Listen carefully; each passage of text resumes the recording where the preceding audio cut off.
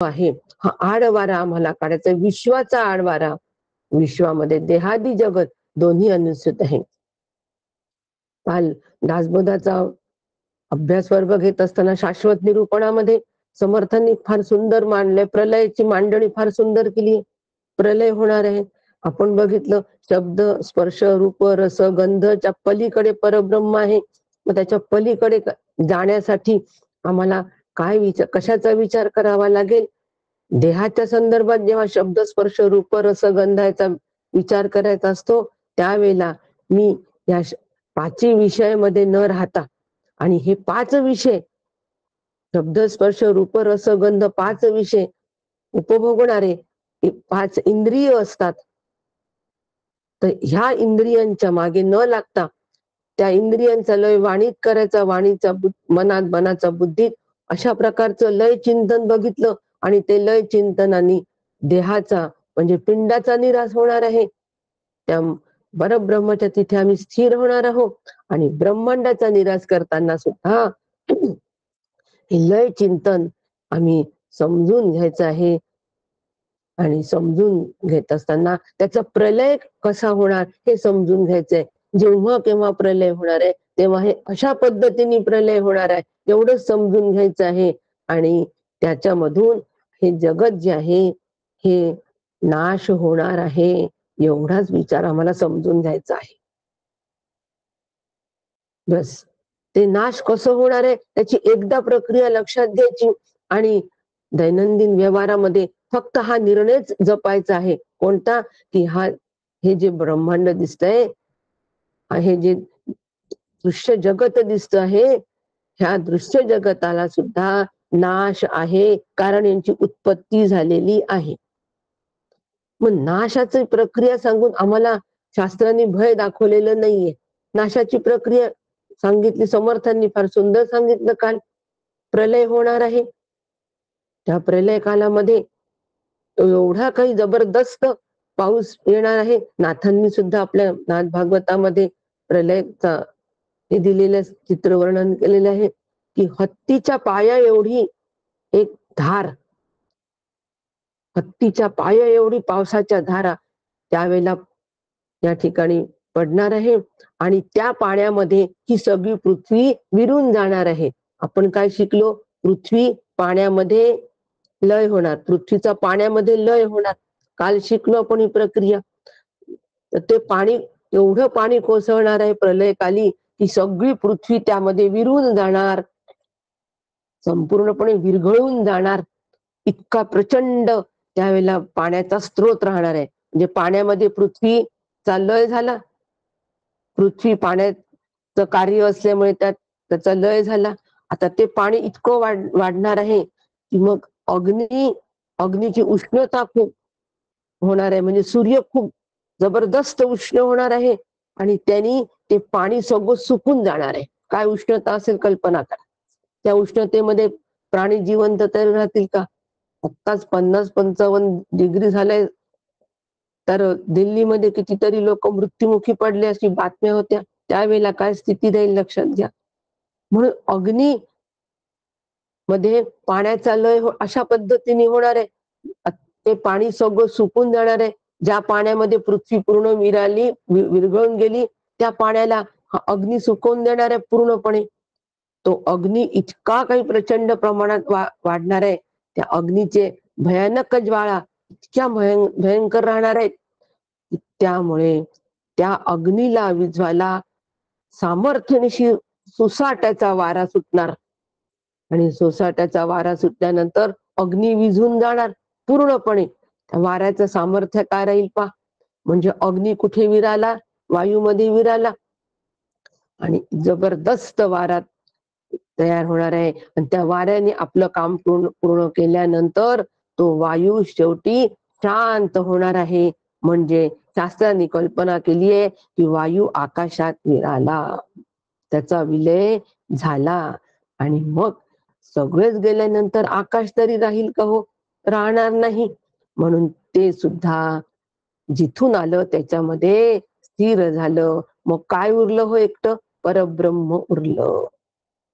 प्रलयाचे चित्र आम्हाला घाबरून टाकलं नाहीये शास्त्रांनी, तर आम्हाला या जगतामध्ये जे आम्ही सत्य मानतोय, जे आमचं आसक्त मन आहे, ही आसक्ती कमी करण्यासाठी आणि याचं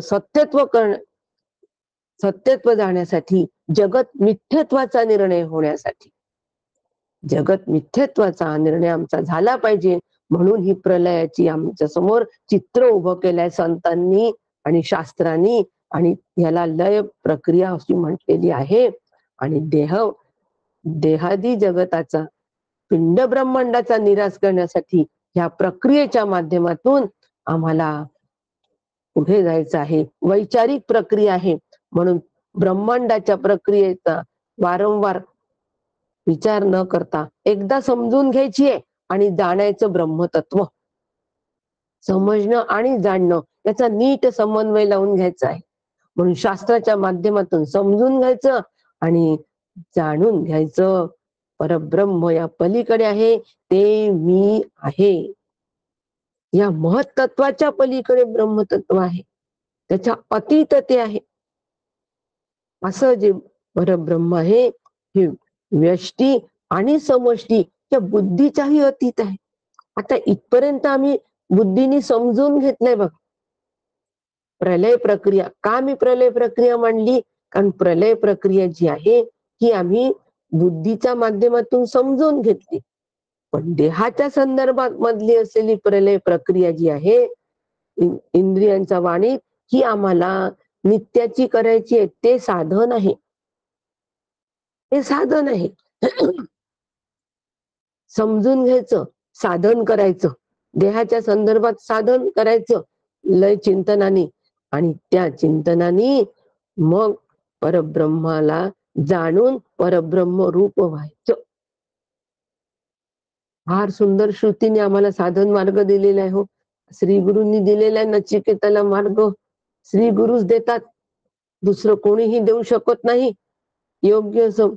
आणि म्हणून आता बुद्धीने हे आम्ही ब्रह्मांडाची लय प्रक्रिया समजून घेतली आहे, तर मग आता बुद्धी श्रेष्ठ असं आम्हाला वाटतं की नाही? बुद्धीने सगळं शास्त्र समजलं, मला सगळं समजलं, लय चिंतन छान समजलं, खूप सुंदर लय चिंतन समजलं. ज्या ब्रह्मांडाची उत्पत्ती शब्द स्पर्श रूप रस गंध या 5 गुणांनी होते, तेच 5 गुण आमच्या या देहासाठी विषय होतात, आणि ते विषय ते इंद्रिय भोगतात, आणि ते इंद्रिय त्या विषयामध्ये रमतात, आसक्त होतात, प्रपंचासक्त होतात. म्हणून त्या इंद्रियांना त्या विषयापासून काढायचं आणि त्याचा लय करायचा. छान समजलं. कशाने समजलं हो आम्हाला? बुद्धीनी समजलं. मग आता बुद्धी श्रेष्ठ का? बुद्धी श्रेष्ठ का? मग असा विचार आमच्या मनात येऊ शकतो. व्यष्टी आणि समष्टी जी बुद्धी आहे, म्हणजे माझी आणि सगळ्यांच्या याच्यामधली बुद्धी तत्व हे श्रेष्ठ. परंतु शास्त्र सांगताय, श्री गुरु सांगतात आहे की ब्रह्मतत्व या बुद्धीच्याही अतीत आहे रे बाबा. जे तू बुद्धीने समजून घेतलंय ना, त्याच्याही पलीकडे ब्रह्मतत्व आहे. म्हणजे काय आता? बुद्धीच्याही पलीकडे ब्रह्मतत्व कसं असेल? बुद्धी काय करते? बुद्धीमध्ये 2 वृत्ती नेहमी असतात. मग कोणत्या? ज्ञानवृत्ती असते, अज्ञान वृत्ती पण बुद्धीमध्ये असते.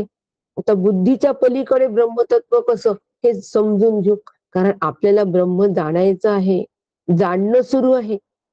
ते अनंत आहे आम्ही जाणलं, ते नित्य आहे आम्ही जाणलं, ते अविनाशी आहे, अव्यय आहे जाणलं. आता ते बुद्धीच्या पलीकडे कसं आहे हे आम्हाला, म्हणजे महत्त्वाहून पलीकडे ते कसं आहे,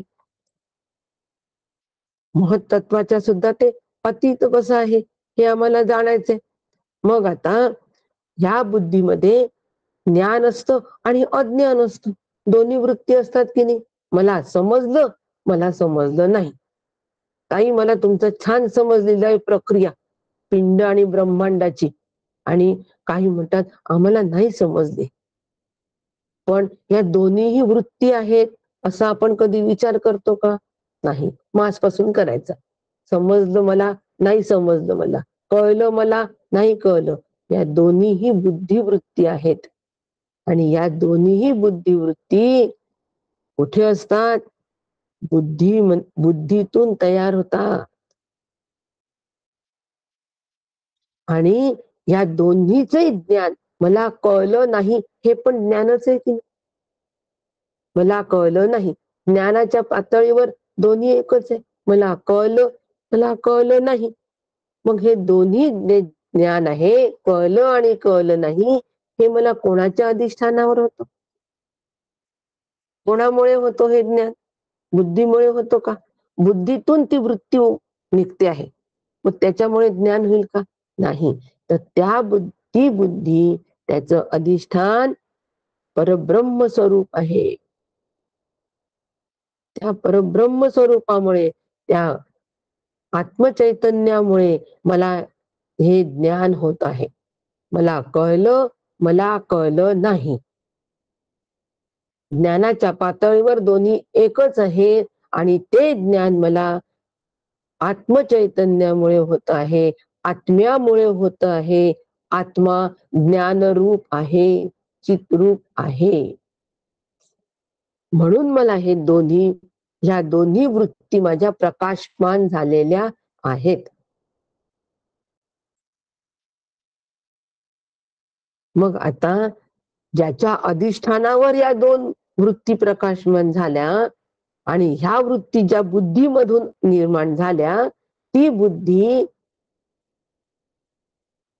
आत्म्याला जाणू शकेल का? शास्त्रांनी मांडणी काय केलीये? मुलगा वडिलांचं बारसं जेवतो का? बारसं म्हटलंय. श्रवण नीट करा, अगदी छान. मुलगा वडिलांचं बारसं जेवला असं कधी झालं आहे का? अजिबात नाही. सुतराम शक्यता नाही. हा सुतराम शब्द फार छान बिंबवलाय हो आमच्या अंतःकरणावर. सुनील काकांनी बिंबवलाय. सुतराम शक्यता नाही. अधिकारवाणी अशी असते. सुतराम म्हणजे सूत केवढं असतं? किती बारीक सूत असतं? त्याचा काही संबंध असतो का? तेवढाही संबंध नाही. याला सुतराम संबंध म्हणतात. जेवढं सूत सूक्ष्म असतं ना, तितका सुद्धा सूक्ष्म संबंध नाही.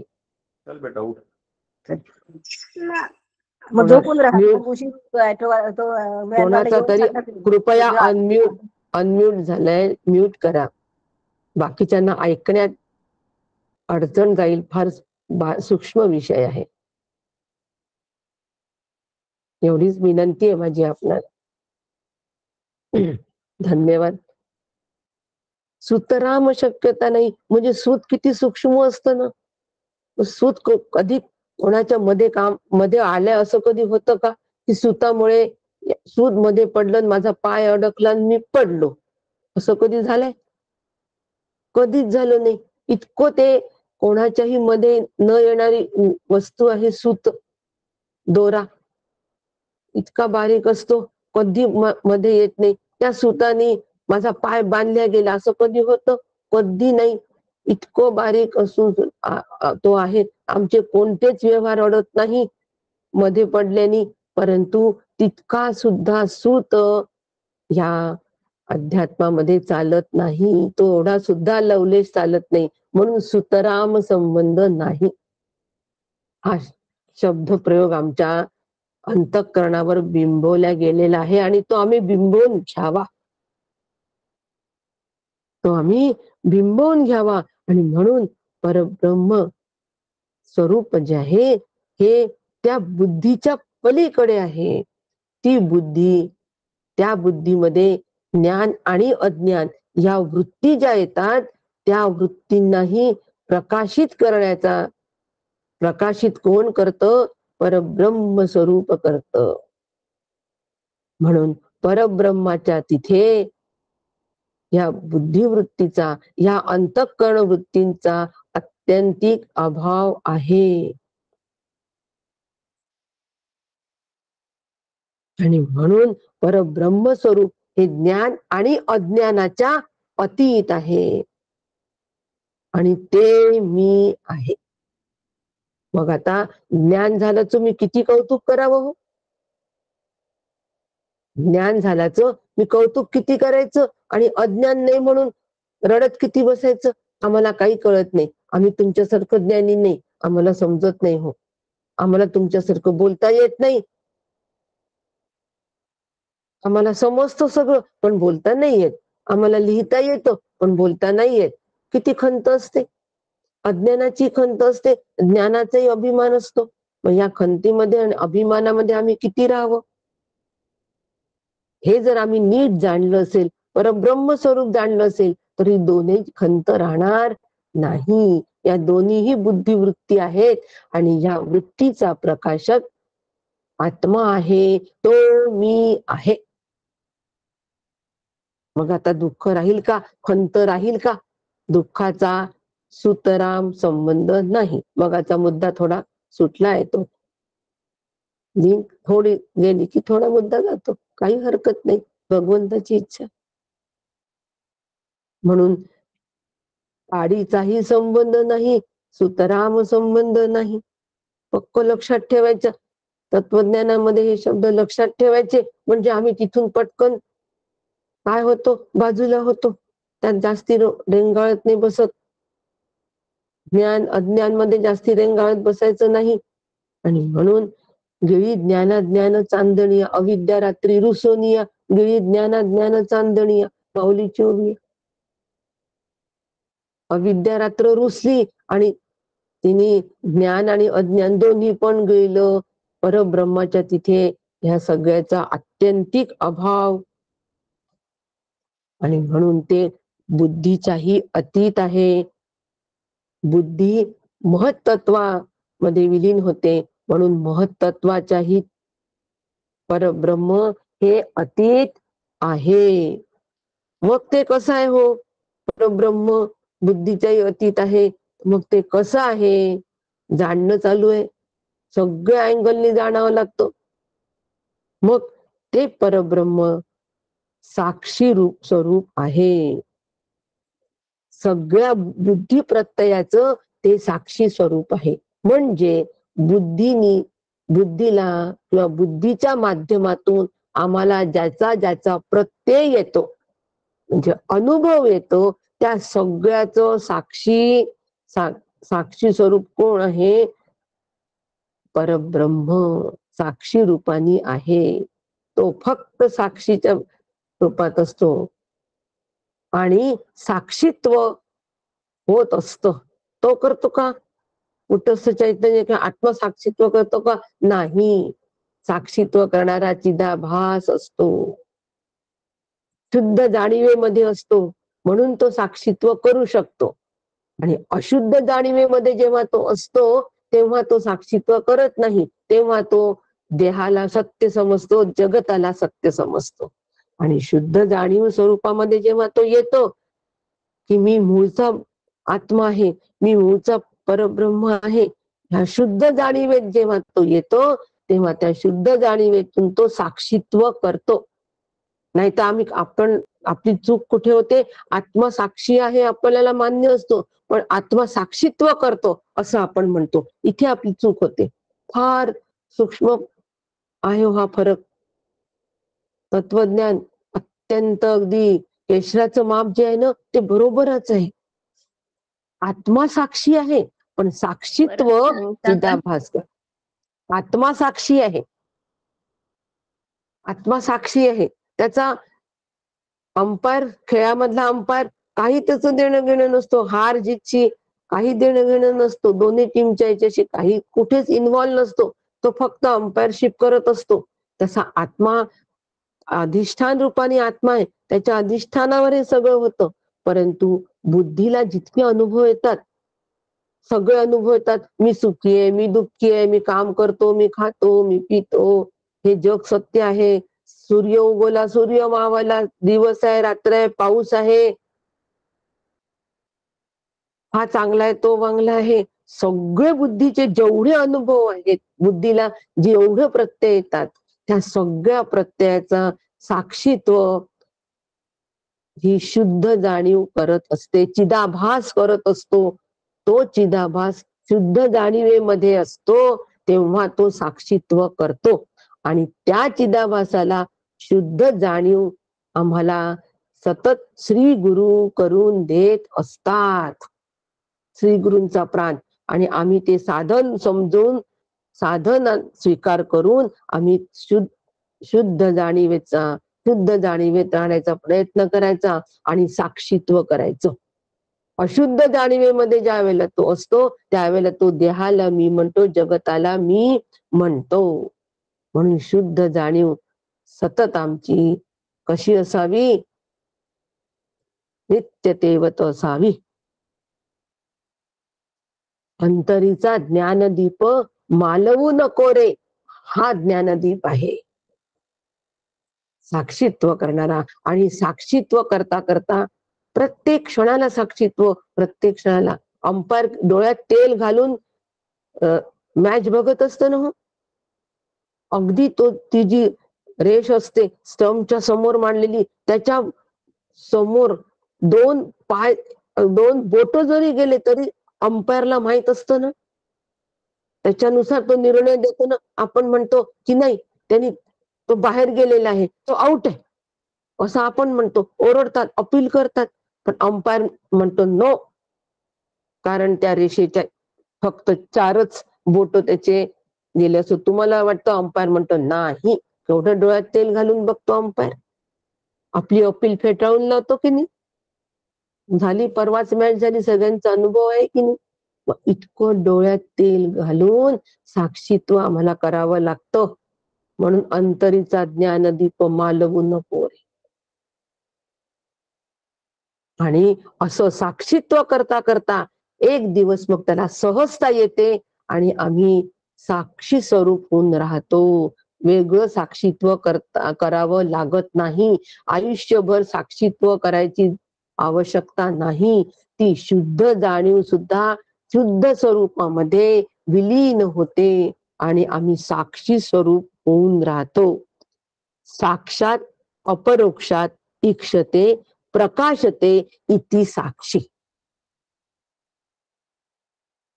जे स्वतःच्या स्वरूपाने अपरोक्ष रूपाने सर्वांना प्रकाशमान करते त्याला साक्षी असं म्हणतात. तो साक्षी आहे. त्या ठिकाणी अंतःकरण निस्तरंग झालेलं असतो. बुद्धीचे प्रत्यय बुद्धीला येतात, पण त्या अनुभवाशी आमचा सुतराम संबंध नसतो. काय सुंदर शब्द बिंबवलाय हो. सुतराम संबंध नसतो. आम्ही सगळं पाहत असतो, परंतु आऊट झाल्यानंतर आम्ही होरपळून जात नसतो आणि 6 गेल्यानंतर एक्साइट पण झालेलो नसतो. अंपायर पहा, तो एक्साइट पण झाला नाही, 6 मारल्यानंतर एक्साइट नाही होत आणि आऊट झाल्यानंतर दुःखी पण नाही होत. नुसता शिट्टी वाजवतो आणि हातवारे करतो, बस. तेवढा निर्विकार असतो अंपायर, तितकाच निर्विकार. कोणताही विकार नाही साक्षीला, आत्म्याला एकही विकार नाही. अंतःकरण निस्तरंग अविकारी, विकाराचा काहीही संबंध नाही. असा परब्रह्म स्वरूप जे आहे हे साक्षी आहे. ते मी आहे. जाणणं सुरू आहे, ते मी आहे असं हे निश्चल आहे. याला निश्चल तत्व असं म्हणतात. ते निश्चल आहे, ते स्थिर आहे.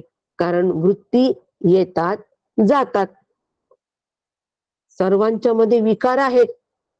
त्या वृत्ती येणं जाणं वृत्तींचं सुरू असतं, परंतु आत्मचैतन्यात कोणताही विकार नसतो. म्हणून ते निश्चल आणि स्थिर आहे.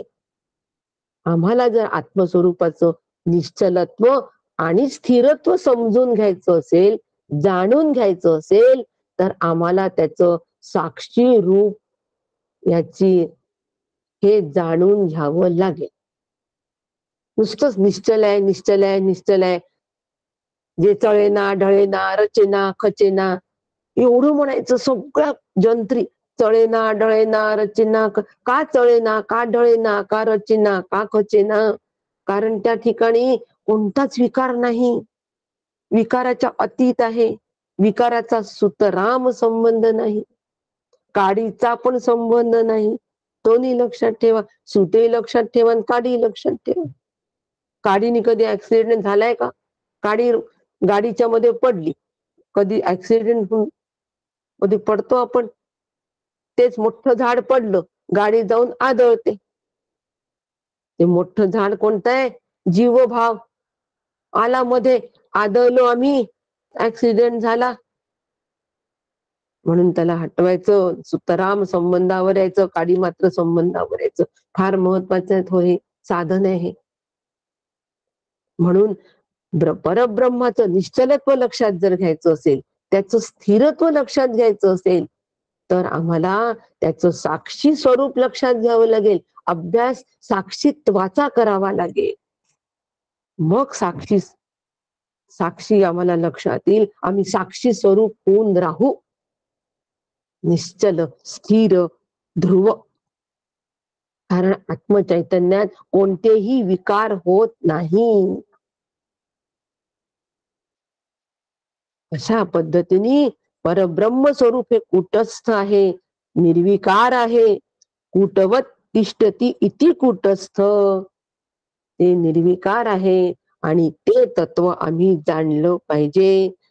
ते निरातिशय स्वरूपाचं आहे. तेव्हाच आम्ही या मृत्यूला पार करू शकू.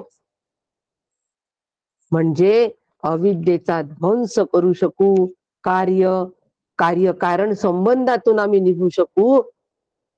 इच्छा आकांक्षाच्या हैदोसातून आम्ही निघू शकू. देह तादात्म्य जगत सत्यत्व स्वरूप या अविद्या अज्ञानातून आम्ही निघू शकू. मगरीने जो केलेला आहे, त्या मगरीला घेऊन गेले हो चिपळून होऊन. जनता रिलॅक्स झाली. जीव आत्मस्वरूपामध्ये स्थिरावला, म्हणजे विश्रांत झाला. संत विश्रांतीची विश्रांती. श्री गुरु विश्रांतीची विश्रांती. गुरुचरणी विसावला. जीव कुठे विसावला? गुरुचरणी विसावला. आणि म्हणून उत्तिष्ठ जाग्रत आणि प्राप्यवर अनुभवतो. श्री गुरूंच्या बोधासाठी उत्तिष्ठ व्हा, जागृत व्हा आणि श्री गुरूंकडून हे जाणून घ्या ब्रह्मतत्व कसं आहे. शास्त्रांनी सांगितलंय, परंतु श्री गुरूंकडून ते जाणून घ्या. शास्त्रांनी जरी सांगितलं तरी सुद्धा त्या शास्त्राची सांगड आम्हाला आमच्या जीवनाशी नाही घालता येत. शास्त्रांनी सांगितलंय एखादा पदार्थ असा करायचा, शास्त्रांनी सांगितलंय 2 वाट्या डाळ घ्या, परंतु आता वाटी केवढी मोठी घ्यावी? घरात 50 माणसांचा स्वयंपाक करायचा, तो वाटी मग लहानशा वाटीनी घेऊन जमेल का? मग ती वाटी केवढी मोठी घ्यावी हा अनुभवी सांगू शकतो. की प्रमाण, ते जे प्रमाण आहे ते प्रमाण असलेल्या परिस्थितीत असलेल्या लोकांमध्ये कसं बसवायचं, त्याचा समन्वय कसा साधायचा हे अनुभवी सांगू शकतो. त्यामुळे शास्त्रांनी जरी आम्हाला सगळ्या मेथड्स सांगितल्या तरी त्या सगळ्या मेथड्स आमच्या जीवनात कशा बसवायच्या हे फक्त आणि फक्त श्री गुरु सांगू शकतात. म्हणून सद्वस्तू से मेळवी शिष्याशी, तोची एक सद्गुरु. बस. म्हणून उत्तिष्ठ जाग्रत, उठा, जागे व्हा आणि श्री गुरूंना शरण जा. आणि नुसतं शरण नका जाऊ, तर त्यांच्याकडून बोध प्राप्त करून घ्या. तेव्हा या मृत्यूच्या दाढेतून निघू. आणि म्हणून आता आम्हाला श्रुती पुढची सांगते आहे की आत्मज्ञानाची स्तुती करते आहे. आणि आत्मज्ञानाची स्तुती करत असताना संवादाचं महत्व सांगते.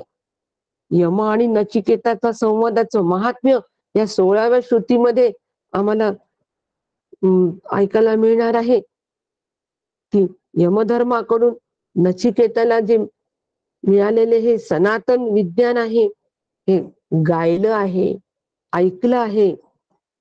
हे सगळं गाणं झालं, ऐकणं झालं. गाणं म्हणजे पठण.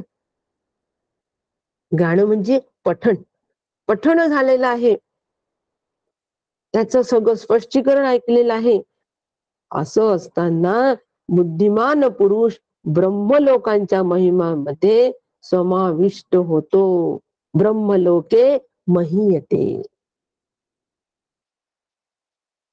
यमधर्माकडून नचिकेताला मिळालेलं जे हे ज्ञान आहे, तर काका म्हणतात या ठिकाणी यम आणि नचिकेता संवादाचं महात्म्य लक्षात घ्या. या श्रुतीच्या माध्यमातून नचिकेतम आख्यानम, या आख्यानातून नचिकेता आणि यमाच्या आख्यानामधून यम गुरु शिष्याच्या संवादाचं महत्व लक्षात घ्या हो. हा संवाद आहे, गुरु शिष्याचा संवाद. आणि गुरु शिष्याचा संवाद कुठपर्यंत घेऊन गेलाय? गायलं आहे, म्हणजे श्री गुरूंनी सांगितलेलं आहे, ऐकलं आहे, शिष्याने ऐकलं आहे.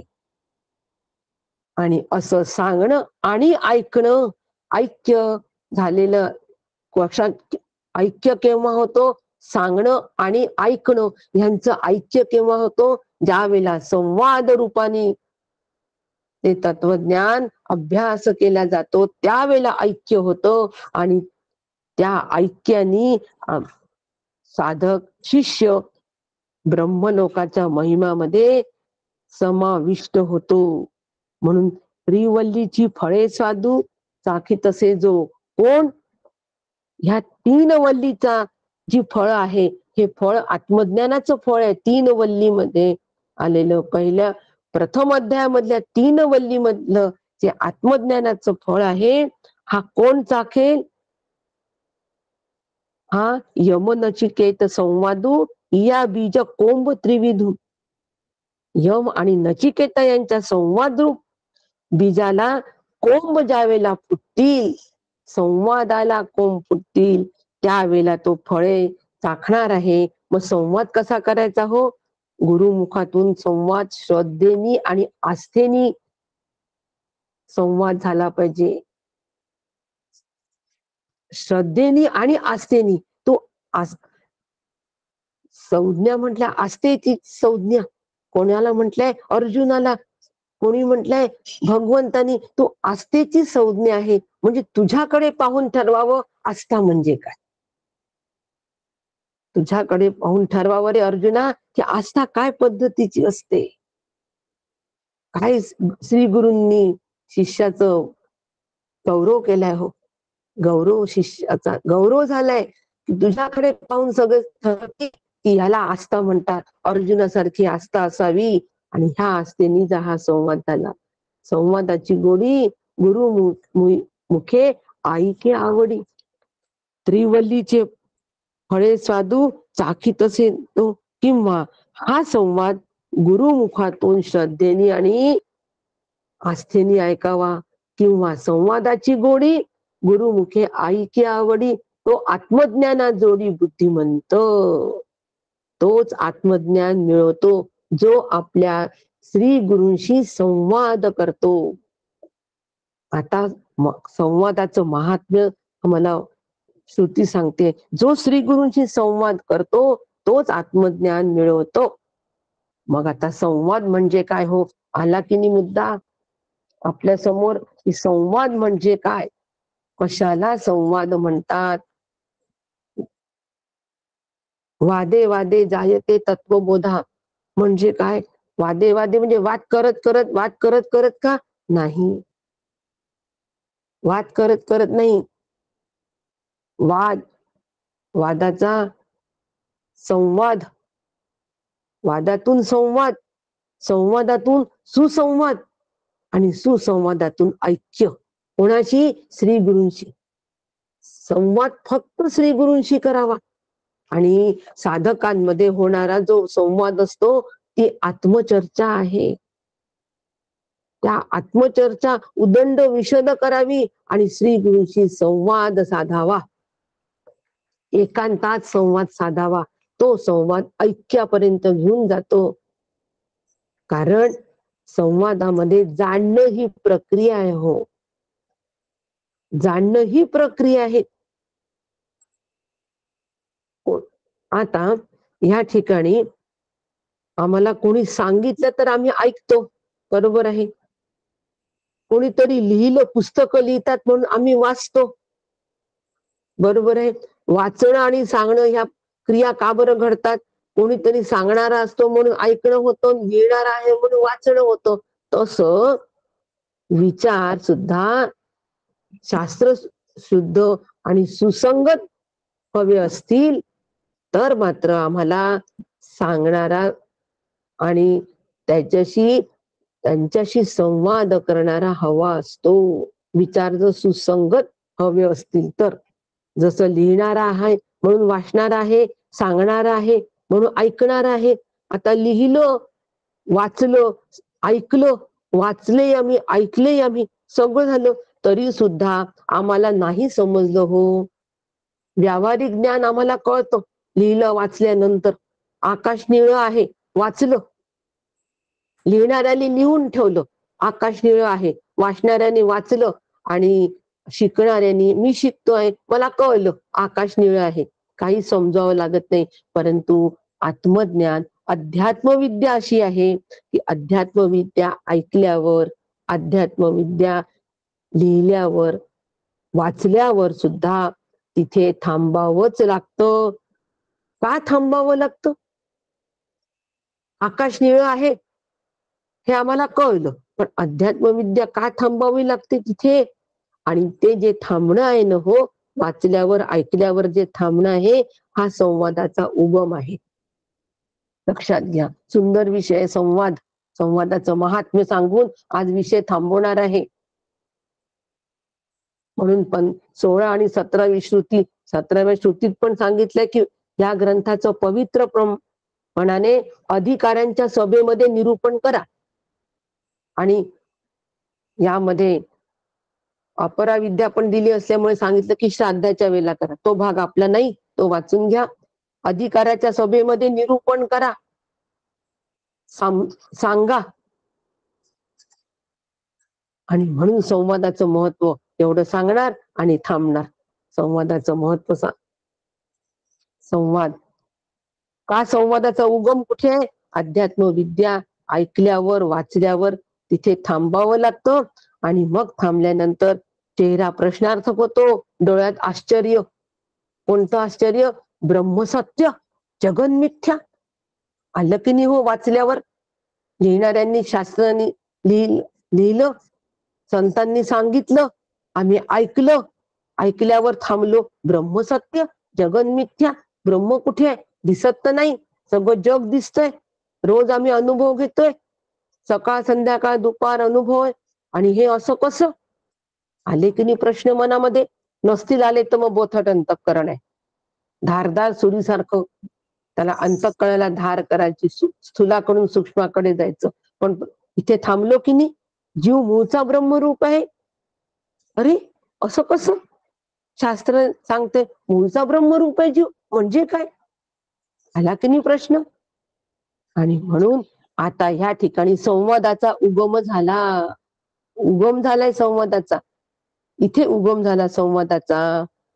आणि आपल्या अनुभवाशी विसंगत विधान, आपल्या अनुभवाशी विसंगत तत्वज्ञान आम्ही ऐकतो. अनुभव कोणता आमचा? देह सत्य आहे, जगत सत्य आहे, हा अनुभव आहे. आणि ऐकलंय आम्ही, श्री गुरूंनी सांगितलं, देह मिथ्या, जगत मिथ्या, ब्रह्म सत्य, अनुभवाशी विसंगत. आकाश निळं आहे, अनुभवाशी सुसंगत. कारण रोज आम्ही आकाश पाहतो आणि दाखवतो, पण मुलांना कळत नाही. लहान मुलांना दाखवतो, ते पतेवरती ना निळं निळं ते आकाश आहे. Blue colour sky, sky is blue. मुलाला कळलं बोट दाखवून. इथे बोट दाखवते सोय नाही, हे ब्रह्म रे. आनंदरूप, सतरूप, चितरूप असं दाखवायची सोय नाही. आणि म्हणून त्या ठिकाणी हे ऐकल्यावर प्रश्नार्थक चेहरा आणि संवादाला सुरुवात होते. मग आता ह्या संवादाला इथे ज्यावेळेला सुरुवात होते, मग संवाद कोणाशी करायचा? संवाद कोणाशी करायचा? आध्यात्मिक संवादामध्ये सांगणारा जो असतो हा ज्ञानी असतो, हो अनुभवी असतो, दयाळू असावा लागतो, तरच तो तत्वबोधापर्यंत जातो. दयाळू असावं लागतो. तुम्ही आम्ही जर संवाद करत राहिलो ना तर त्याचे अनेक फाटे फुटतात, आपल्या बुद्धीप्रमाणे फाटे फुटतात आणि त्या तत्वबोधापर्यंत जाण्यापेक्षा आम्ही वितंडवादात जातो. म्हणून संवाद फक्त श्री गुरूंशी, कारण श्री गुरु शब्द ज्ञाने पारंगतू ब्रह्मानंदे सदा डुल्लतू. वेद प्रतिपाद्य ब्रह्माचा अनुभवाच्या आनंदात ते निमग्न असतात श्री गुरु. म्हणून संवाद श्री गुरूंशी करावं, संपर्क श्री गुरूंशी साधा. वारंवार वारंवार सांगते, संपर्क साधा, संपर्कात राहा, ऐका, वाचा, आत्मचर्चा करा. साधकांमध्ये आपसात आत्मचर्चा होऊ द्या आणि आत्मचर्चा झाल्यानंतर संपर्क फक्त श्री गुरूंशी घ्या, संवाद फक्त श्री गुरूंशी करा. कारण का बरं? श्री गुरु फोडून शब्दाचं अंतर, शब्दांमधले अंतर फोडतात आणि शिष्याला सद्वस्तूला का मेळ घालून देतात. शब्दामधलं अंतर फोडून इतके दयाळू असतात होते. शब्दामधलं अंतर तुम्ही आम्ही फोडू शकतो का? विचार करा. शब्दाचा कीस पाडू हो आम्ही? शब्दाचा वितंडवाद करू? नाही, हा शब्द ना असा पाहिजे होता, तसा कशाला लिहिला? हरी शब्द घ्या, हरी शब्द आम्ही कीस पाडू. पहिली वेलांटी, दुसरी वेलांटी कोणती बरोबर आहे हो, कोणती चूक आहे हो? मला वाटतं रस्व बरोबर आहे, दीर्घ चुकलं. नाही हो, आता कीस पाडला शब्दाचा.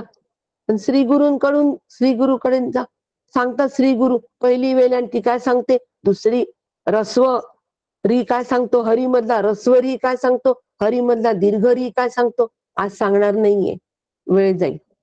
फक्त उदाहरण देते. श्री गुरु सांगतात पहिला हरी मधलं पहिलं रस्व री आणि हरी मधला दीर्घ री कशाचं प्रतिपादन करतात आणि मी काय केलं पाहिजे? फोडून शब्दांचे अंतर. तत्वमसी, ते तू आहेस, जीव ब्रह्मरूप कसा आहे, फोडलं शब्दामधलं अंतर. या शब्दामध्ये अंतर पडलं होतं, ते तू आहेस मध्ये अंतर कशाचं पडलं? उपाधीचं अंतर पडलं होतं.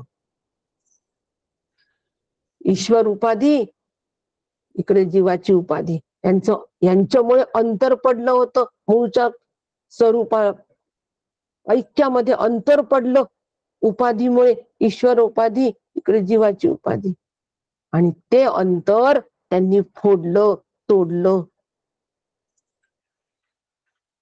बाजूला केली. उपाधी बाजूला केली, ईश्वराची उपाधी बाजूला केली, जीवाची उपाधी बाजूला केली, आणि याच्यामधलं परब्रह्म तत्व एकच आहे, ते तू आहेस. कोणी सांगितलं? श्री गुरूंनी. म्हणून श्री गुरूंचं श्रद्धेनी, आस्थेनी, नुसतं काकांनी श्रद्धाने म्हटलं, आस्थेनी सुद्धा म्हटलंय, श्रद्धेनी व आस्थेनी. ती संवादाची गोडी चाखा, आस्था असू द्या त्याच्याबद्दलची. नुसती गोडी नका, आस्था सुद्धा असू द्या. मला हे समजलं पाहिजे, मी शब्दाचं अंतर माझ्यासाठी श्री गुरु एवढं फोडून राहिले हो, एवढी मेहनत करून राहिले. फोडायला कमी मेहनत लागते? एवढा दगड फोडून पहा बरं. श्रवण झाल्यानंतर एवढूसा दगड घ्या आणि तो फोडा. फोडायला कमी मेहनत लागते का? अजिबात नाही. अहो दगड लवकर फुटेल पण शब्द नाही फुटत लवकर, लक्षात घ्या. फार शब्द जाल महारण्यम आहे. शब्दाचं अरण्य फार महाअरण्य सांगितलंय, महाजाल सांगितलेलं आहे. एकदा त्या शब्दाच्या अरण्यात घुसलं की खूप छान वाटतं, खूप छान वाटतं. तत्वमसी ह्या ग्रंथात तसं, त्या ग्रंथात तसं, त्या ग्रंथात तसं. तत्चा अभ्यास असा, त्वमचा अभ्यास असा, त्वमचं स्वरूप. हे महिना, दीड महिना, 2 महिने तत्वमसीचा अभ्यास करून राहिलो, महाअरण्यात फिरून राहिलो, पण सापडत नाही. पण श्री गुरूंकडे गेल्यानंतर संवाद करा, शब्दाचं अंतर तत्क्षण निघून जातो आणि उकल होते, तत्वाची उकल होते. सार रूप ब्रह्माचा अनुभव तत्क्षण आणून देणारे फक्त श्री गुरु असतात. म्हणून शब्द घेऊन श्री गुरूंकडे जायचं, ते त्यातलं अंतर तत्क्षण पडतात. तत्क्षण आणि आम्हाला ब्रह्माचा अनुभव आणून देतात. आणि म्हणून साधकांमध्ये जो वाद होतो तो अहंता गुणे वाद नाना विकारी होतो. त्यात अहंकार असतो. मला किती माहिती आहे, मला किती समजतं, मी किती बुद्धिमान आहे, मी किती विद्वान आहे. अहंता गुणे वाद नाना विकारी. साधकांमधले वाद संवाद असे असतात. तुटे वाद संवाद तो हितकारी. तो हितकारी संवाद, हितकारी वाद ज्यावेळेला हितकारी होतो तेव्हा तो संवाद होतो. तो हितकारी तत्वाबद्दल ज्यावेळेला तिथपर्यंत नेऊन पोहोचतो तेव्हा तो संवाद होतो आणि तो सुसंवाद होतो. श्री गुरु, इथे श्री गुरूंचं महात्म्य आहे. म्हणून त्यांना शरण जा असं श्रुती आम्हाला सांगते. म्हणून संवाद गुरु शिष्यातच व्हायला पाहिजे. कारण आत्मा ज्ञानरूप आहे. लौकिक पद्धतीने ज्ञान होत नाही. शंका सतत येतात, समाधान करणे सतत आमचं चालू असतं. कारण लौकिक कोणतीच प्रक्रिया तिथे त्या ज्ञानरूपतेसाठी नाही. 6 प्रमाणांचा अभ्यास, 9 प्रमाणांचा अभ्यास आपला झालेला आहे. आत्मानुभव आला का हो? अभ्यास सगळ्या शास्त्राचा झाला, आला का आत्मानुभव? अजिबात नाही. पण श्री गुरूंकडे गेल्यानंतर तत्क्षण अनुग्रहकालीन तो अनुभव आम्हाला येत असतो.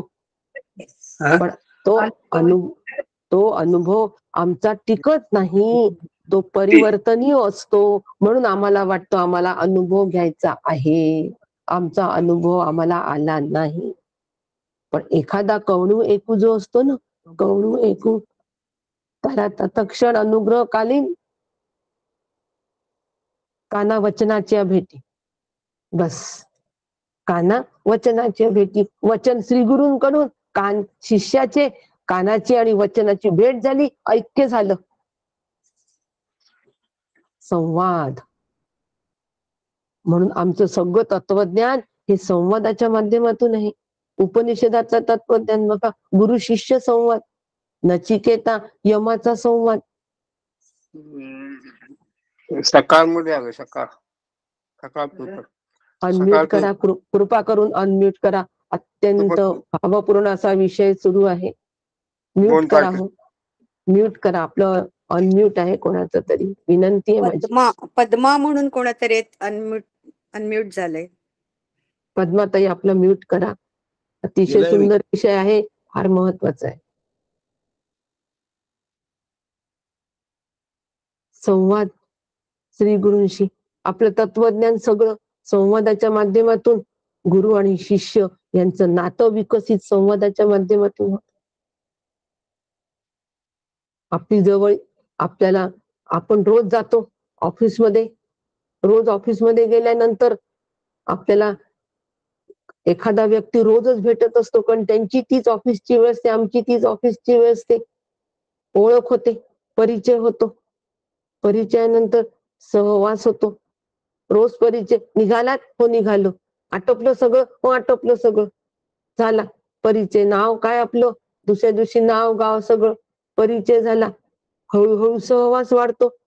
कोणत्या ऑफिसमध्ये आपण आहात, झाला सुरू संवाद. कोणत्या ऑफिसमध्ये आहात, आम्ही पण त्याच ऑफिसमध्ये. मग रोज येणं जाणं सहवासानी जवळीक वाढते आणि त्या जवळीकतेतून मग संवाद सुरू होतो. हो, ते ऑफिस मधले दोघं मित्र इतके जवळ येतात की आपली सुख दुःख एकमेकांना सांगतात आणि म्हणतात की आपली सुख दुःख आपण एकमेक वाटून घेऊ, आपण एकच आहोत. आपला व्यवहारातला नित्याचा अनुभव आहे की नाही. हीच प्रक्रिया श्री गुरूंच्या बाबतीत. अगदी असंच परिचय झाला, कोणाचा अनुग्रह घ्यायचा? शब्द ज्ञाने पारंगत तू, ब्रह्मानंदे सदा डुल्ल तू. झाला परिचय, गेलो, अनुग्रह झाला. अनुग्रह झाल्यानंतर वारंवार भेट घ्या. जवळीकीसाठी सहवास यावा लागतो पहिले, मग जवळीक साधते. एकदम जवळीक नाही साधत. एकदा अनुग्रह घेतला, 2 वर्ष भेटलोच नाही श्री गुरूंना, कशी जवळीक साधल्या जाईल? कशी आस्था तयार होईल? कशी श्रद्धा तयार होईल? कसा संवाद होईल? संवादासाठी जवळीक लागते की नाही? जवळीकीशी संवाद नाही, मग संवाद, जवळीक, अंतरंगाची जवळीक हवी. त्यासाठी आधी आम्हाला त्याचा सहवास घ्यावा लागतो. म्हणून वारंवार सुरुवातीला अनुग्रह झाल्यानंतर श्री गुरूंच्या भेटीचा आग्रह ठेवा. कुठे असले तरी मी श्री गुरूंची भेट घेईल हो. नुसते दिसले तरी चालतात.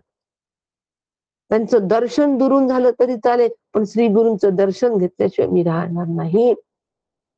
काही अंतरावर श्री गुरु आहेत, मी जाणार, तेवढं अंतर कापणार आणि त्यांचा सहवास मिळवणार. त्या सहवासातून जवळीक झाली हो आता. आणि जवळीक झाल्यानंतर आता संवादाला सुरुवात झाली.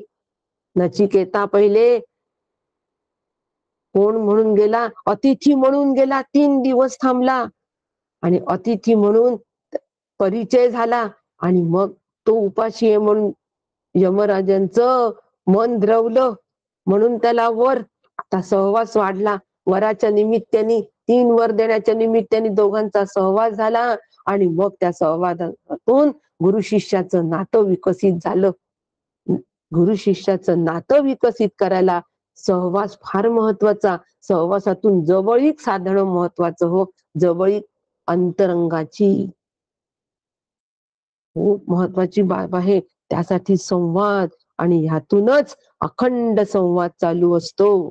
गीतेमधले संवाद पहा, अर्जुन आणि कृष्ण. गीतेमधले संवाद काय म्हणतोय अर्जुन? सुरुवातीला किती ऐकलो हो श्रीकृष्णाला, कारण परिचय होता, फक्त परिचय होता. माझा नातेवाईक आहे, तो मित्र आहे, एवढाच. आणि त्या परिचयातून, संवादातून अखंड युद्धावर दोघे जण एकाच रथावर होते. आणि एकाच रथावर असल्यामुळे जवळीक साधली गेली. अखंड सहवास झाला एकाच रथावर असल्यामुळे. आणि जवळीक साधली गेली. जवळीक ही विचारांच्या माध्यमातून साधल्या जाते. लक्षात घ्या. विचार जर जुळले तर जवळीक होते. विचार जर जुळले नाही तर त्या माणसाची आपली जवळीक होत नाही. सहवासात असून सुद्धा जवळीक होत नाही. विसंगती म्हणतात त्याला. मग विसंगती आनंदाने स्वीकारायची म्हणतात, तो दुसरा भाग आहे. पण जवळीक ही फक्त वैचारिकच असते. वैचारिक स्तरावरच जवळीक असते. लक्षात घ्या. म्हणून श्री गुरूंशी जवळीक माझी साधल्या गेली पाहिजे.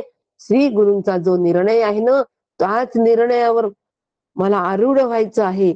वैचारिक जवळीक. आणि ती वैचारिक जवळीक करण्यासाठी असणारे प्रश्न, असणाऱ्या शंका विचारण्यासाठी संवाद श्री गुरूंशी सुरू. जवळीक झाल्यामुळे संवाद सुरू.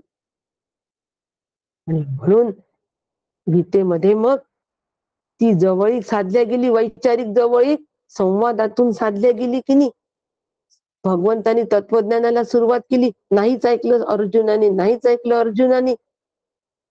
आणि मग म्हणतो करिष्ये वचनम तव. आता जवळीक साधल्या गेली हो. करिष्ये वचनम तव. श्रद्धा आणि आस्था या ठिकाणी त्यांची दिसून आली. आणि संवाद माध्यमातून अर्जुनाला संपूर्ण गीता सांगितली. आणि अर्जुन स्थितप्रज्ञ स्थितीला प्राप्त झाला, जो दुसऱ्या अध्यायामध्ये होता. पण तिथे जवळीक साधल्या गेली नव्हती, म्हणून तो तिथे स्थितप्रज्ञ लक्षणाला प्राप्त झाला नाही. तो स्थितप्रज्ञ तिथे नाही झाला, कारण तेवढी ती जवळीक साधल्या गेली नव्हती. वैचारिक जवळीक साधल्या गेली नव्हती. परंतु हळूहळू एक एक अध्यायाच्या माध्यमातून ती जुळली. आणि नंतर अर्जुनच म्हणतो करिष्ये वचनम. ह्याला जवळीक असं म्हणतात. ह्याला संवाद म्हणतात. हा संवाद आहे. हा संवाद आम्हाला श्री गुरूंशी निश्चितपणे साधला पाहिजे. निश्चितपणे आम्ही श्री गुरूंशी ही वैचारिक जवळीक करून संवादाच्या माध्यमातून ऐक्य, कारण श्री गुरूंची तळमळ कशी असते, करुणाची लाभदायक सदिच्छा असते श्री गुरूंची, की शिष्यानी मुक्त व्हावं ही त्यांची सदिच्छा असते आणि त्यांच्या सदिच्छेला शिष्यांनी पात्र व्हावं, तेव्हा तो संवाद सरळ आणि एका धारेमध्ये फलदायी होतो. त्यांच्या सदिच्छेला आम्ही पात्र व्हावं तेव्हा तो संवाद होतो. म्हणून संवाद फक्त श्री गुरूंशीच करावा हो, आणि संवादातून नात्याचा विकास होतो. संवादातून जवळीकतून नात्याचा विकास, नात्याच्या विकासातून साधनेचा विकास, आणि साधना केल्यामुळे अनुभवाचा विकास होतो, आणि अनुभव विकसित होऊन पूर्ण उमलला म्हणजे गुरु शिष्याचं नातं कृतार्थ होत. आणि असं कृतार्थ नातं आमचं श्री गुरूंशी तयार व्हावं, आम्ही कृतार्थ व्हावं, ह्यासाठी संवाद, आणि असा संवाद आस्थेनी आणि श्रद्धेने करावा, आणि म्हणून ज्ञानदान करत जावं.